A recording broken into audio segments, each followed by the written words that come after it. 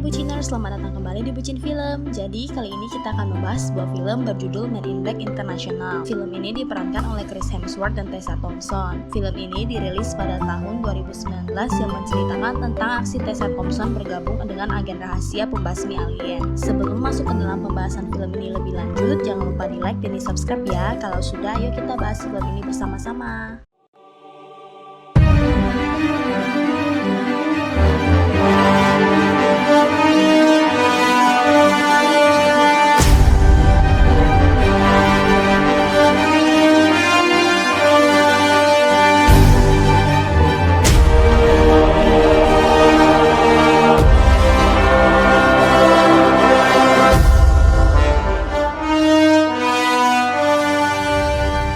Film dimulai ada dua pria berjas turun dari mobil. Keduanya mendatangi menara Eiffel dan memegang senjata. Terlihat dua pria ini sedang mengamankan sepasang kekasih dan wanita itu sedang dilamar. Dan dua pria itu menggunakan kacamata hitam dan salah satu pria itu mengeluarkan alat yang memancarkan cahaya. Pria dan wanita itu seperti agak kaget dan dua pria itu menyuruhnya untuk turun. Dua pria ini adalah Agent H dan High P. Agent H tiba-tiba terpental oleh cahaya yang datang dari langit yang membuat dia terjatuh. Untungnya dia memegang pada lift yang ditumpangi pria dan wanita itu. Dan saat dua orang itu melihat Agent H langsung mengeluarkan alat yang bercahaya itu. Terlihat ekspresi dua orang ini seperti kaget dan kebingungan. Agent H dan High T masuk ke dalam sebuah ruangan dengan senjata. Tiba-tiba ada sebuah gerbang terbuka dan mereka menembak. Terlihat ada seorang anak kecil perempuan yang sedang tidur dan memegang sebuah buku tentang sejarah singkat waktu dari Big Bang sampai lubang hitam. Dua orang tua anak perempuan ini sedang menonton TV dan tiba-tiba terdengar bunyi dari luar. Ayah dari anak perempuan ini keluar mengecek dan masuk lagi dan bilang apa yang dia lihat bukan binatang, tapi dia belum pernah melihat makhluk seperti itu sebelumnya. Istrinya menyuruh suaminya untuk menelpon polisi. Saat suaminya hendak menelpon polisi, terdengar suara bel rumah. Anak perempuan itu yang sedang tidur tadi kebangun karena mendengar percakapan kedua orang tuanya dengan dua pria berjas di halaman rumahnya. Saat orang tua itu dan pria berjas sedang membicarakan tentang terantian, anaknya mendengar dan anaknya sedang di dekat jendela. Saat anaknya sadar, di samping jendela ada sebuah makhluk kecil aneh. Dia kaget dan makhluk itu juga berteriak karena kaget. Makhluk itu terlihat takut. Anak itu menyuruhnya untuk jangan takut. Saat dua pria itu menanyakan apakah ada orang lain di rumah, orang tua anak ini bilang ada putrinya yang sedang tidur. Dan dua pria ini mengeluarkan alat bercahaya itu. Terlihat orang tua anak itu terdiam sejenak dan bilang mungkin mereka harus mengecek anaknya. Anak perempuan itu bernama Molly. Saat Molly tahu bahwa orang tuanya hendak masuk ke kamarnya, dia berusaha mengeluarkan makhluk itu dan Molly bilang dia adalah temannya. Sebelum makhluk itu keluar, dia menyebutkan Kafula Narsulin. Terlihat Molly sedang di FBI cabang New York dan ada seorang yang sedang memuji nilainya. Terlihat Molly juga mendatangi kantor CIA, sepertinya dia sedang berbicara tentang kerjaan yang menangani makhluk luar angkasa. Namun beberapa orang bingung dengan maksudnya. Molly sedang di kantornya dan sedang bekerja dan terlihat di monitornya seperti ada titik merah yang dia dapatkan dari luar angkasa. Molly meninggalkan kantornya dan kembali ke rumah dan dia sedang login ke akun NASA dan sepertinya ada sesuatu yang mendarat tanpa izin. Molly mendatangi sebuah tempat dan membuka GPS. Terlihat ada sebuah gerbang dan saat disentuh itu seperti menembus. Molly masuk dan dia melihat ada alien yang sedang dipegang oleh dua orang. Alien ini bernama Jimmy. Molly kemudian mengikuti mobil orang yang membawa Jimmy ke sebuah tempat. Molly pura-pura menyamar jadi orang yang bekerja di sana. Dia berhasil masuk ke dalam lift. Anjing dari pria itu dapat berbicara dan memberitahu bahwa Molly berbicara tentang amatiran. Dan pria itu menginfokan kode hitam dan Molly ketahuan. Molly sedang duduk di ruangan putih dan sedang diinvestigasi. Dan ada seorang wanita menyuruh rekannya untuk menetralkan dia. Dan pria itu mengeluarkan alat yang mengeluarkan cahaya. Dan saat hendak dinyalakan, Molly bilang jangan. Molly bilang alat itu menghapus ingatan kedua orang tuanya tapi tidak menghapus ingatannya. Sepanjang hidup Molly, semua orang menyebutnya gila. Molly bilang dia butuh waktu hampir 20 tahun untuk menemukan mereka. Wanita itu kemudian mendatangi Molly dan bertanya apa yang Molly inginkan. Molly bilang dia ingin bergabung. Dan wanita itu bilang dia tidak memperkerjakan namun merekrut. Dan Molly bilang dia ingin direkrut. Wanita itu meminta satu alasan dari Molly. Molly bilang bahwa dirinya pintar. Dan wanita itu bilang bahwa alasan Molly membosankan. Molly langsung bilang karena dia tidak punya kehidupan sama sekali. Molly tidak punya apapun, bahkan tidak punya teman. Dia tidak punya apapun yang bisa menghalangi pekerjaannya. Dan wanita itu bertanya lagi, apa yang paling penting? Molly menjawab, kebenaran akan semesta. Dia ingin tahu segalanya. Terlihat Molly sedang di training dan sedang membuat pakaian hitam khas. Molly juga dilatih menggunakan peralatan MIB. Wanita yang mengatur Molly adalah Agent O. Dia memberikan tugas pada Molly. Molly bertanya kapan dia mendapatkan alat yang bercahaya itu. Agent O bilang bilang itu adalah penetral dan itu tidak diberi tapi Molly harus mendapatkannya. Agent O meminta Molly untuk membuatnya terkesan. Agent O bilang mereka mendapatkan masalah di London. Terlihat Agent H sedang berada di sebuah tempat berjudi dan mengobrol. Agent H sedang memuji tempat itu. Agent H memasukkan tangannya pada sebuah sangkar untuk mengambil kartu dan tangannya hampir diserang oleh makhluk yang ada di dalam situ. Agent H berbicara dengan sebuah makhluk dan bilang dia menjual sebuah cairan yang ada dalam botolnya. Dan Agent H menanyakan dia harus berbicara dengan siapa supaya bisa dapat lebih banyak. Namun makhluk itu menolak karena dia punya aturan ketat dan tak boleh ada Man in Black. Sepertinya mereka tidak tahu Agent H adalah Man in Black. Agent H berpura-pura menghina MIB dan tiba-tiba Agent H diserang. Untungnya dia berhasil menghindar dan menembak mereka. Dan saat hendak menembak kedua makhluk itu, Agent H bilang bahwa dia adalah Man in Black. Saat sedang berbicara dengan makhluk itu, makhluk yang ada di sangkar itu menggigit Agent H. Dan makhluk itu bilang hanya satu orang di sana yang punya penawar racunnya. Pacar dari makhluk ini mempunyai penawar racun itu. Makhluk yang menggigit Agent H tiba-tiba menggigit makhluk yang sedang berbicara dengan Agent H juga. Saat makhluk aneh itu yang bernama Emily mau memberi penawar racun pada pacarnya, Agent H bilang dia akan memberikan apa yang Emily mau. Emily memberikan itu pada Agent H dan sepertinya Emily meminta Agent H untuk tidur dengannya. Dan pada pagi harinya, Agent H terlihat menyelinap keluar dari kamar. Molly sedang berada di stasiun dan dia sedang diinfokan tentang tempat mana saja yang akan dia datangi. Dan tiba-tiba bentuk kereta itu berubah dan bergerak dengan sangat cepat. Molly telah sampai di New York. Terlihat tempat itu penuh dengan makhluk aneh. Molly disuruh untuk melaporkan ke orientasi agen baru. Haikti mendatangi Molly dan menanyakan apakah dia adalah orang yang menemukan mereka. Dan Haikti memperkenalkan diri dan mengucapkan selamat datang pada Molly. Molly menyentuh sebuah makhluk aneh dan membuat makhluk itu hancur.